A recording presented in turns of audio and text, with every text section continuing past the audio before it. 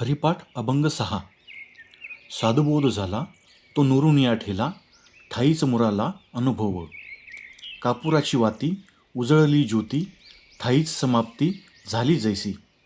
मोक्षरेखे आला भाग्य विनटला, साधूंचा अंकला हरिभक्त.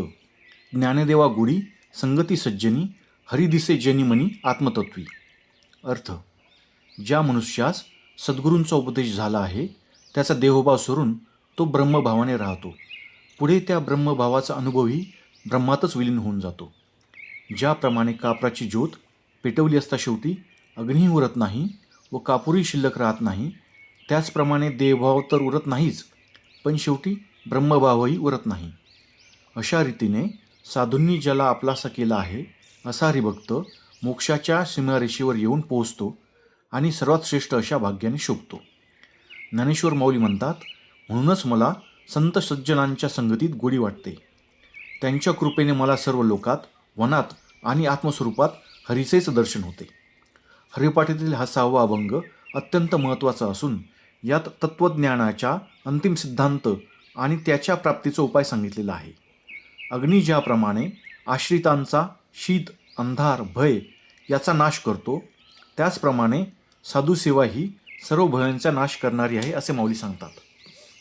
साधू म्हणजे त्रिविध तापाने तप्त साधकास या संसार सागरातून तारतो तोच साधू होय. एकनाथी भागवतानुसार साधूंची लक्षणे म्हणजे जो आत्मसिद्धी जाणतो, कामक्रोध यावर नियंत्रण ठेवतो, समदृष्टी बाळगतो, जो कृपाळू असून दया, क्षमा, शांतियुक्त असतो तोच साधू होय.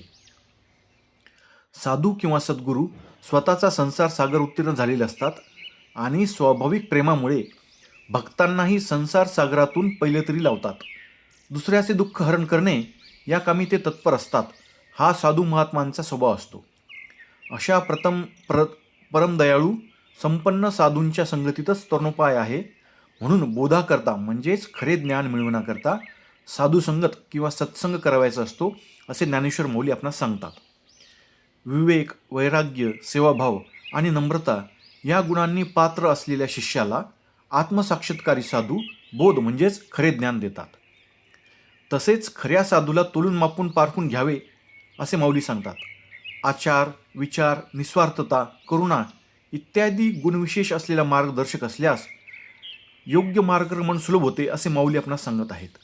सारांश: आत्मतत्वी हरी दिसावयास लागला की जनी मनी वनी हरीच दिसतो. जय जय रामकृष्ण हरी. धन्यवाद.